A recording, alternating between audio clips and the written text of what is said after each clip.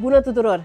Astăzi suntem în Podgoria Dealul Mare, la domeniul Strehan, iar alături de mine l-am pe Rareș, somelierul cramei, cel care ne-a făcut astăzi degustarea.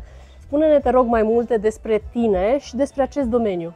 Bună ziua! Numele meu este Ene Rareș, am doar 18 ani, dar sunt somelierul cramei noastre, crama Strehan, și prin acest lucru mă prezint ca fiind o următoare imagine a domeniului nostru, pentru că intenționez să merg la facultate în Africa de Sud pentru a învăța viticultură și enologie. Voi ați lansat practic aici, în acest domeniu, un restaurant unde faceți degustările de vin, iar noi astăzi am avut o experiență specială, am ajuns aici cu un bas călătorind între două crame. Spune-ne despre această investiție și despre restaurant. Desigur, tocmai acum ne aflăm în terasa noastră în domeniul Strehan.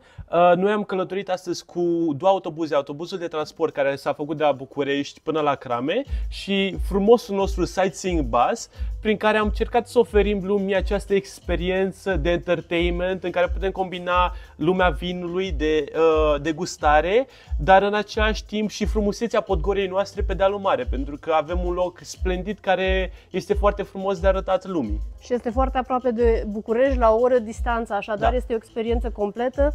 Se vizitează două crame, se fac degustări de vinuri, Da. iar la voi, după degustare, ne putem bucura de preparatele pe care le oferiți la restaurant. Da, desigur, preparatele noastre sunt făcute la noi în casă, produsele sunt luate numai din zona locală și încercăm să oferim lumii această tandrețe a României cu preparate românești.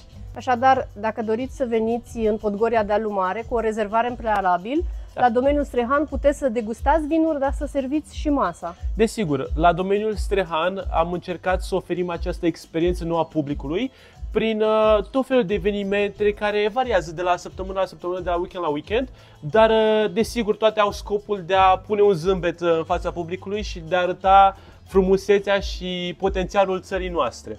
Știi ce mi-a plăcut cel mai mult la voi? Că v-ați asociat cu mai multe crame, reușiți să-i aduceți împreună și să vă promovați împreună. Nu invitați, veniți la noi, ci haideți să descoperim Podgoria împreună și asta este un lucru bun. Desigur, este un mare atu pe care încercăm să-l expunem. Faptul că toți ne aflăm în Dealul Mare, care este un loc minunat, luăm ca atare acest enoturism ca fi o muncă de familie. Pentru noi celelalte crame sunt crame de familie cu care colaborăm și reușim să discutăm și să creăm o atmosferă splendidă, pentru că oamenii pot înțelege ceva de la o cramă parteneriată sau de la noi sau de la alte crame mai departe. Și asta este frumusețea enoturismului, ca lumea să se poată bucura de toate cramele din și să creșteți zona împreună. Da, desigur. Îți mulțumesc, Rareș, pentru această zi. Eu vă mulțumesc din suflet că ne-ați asistat.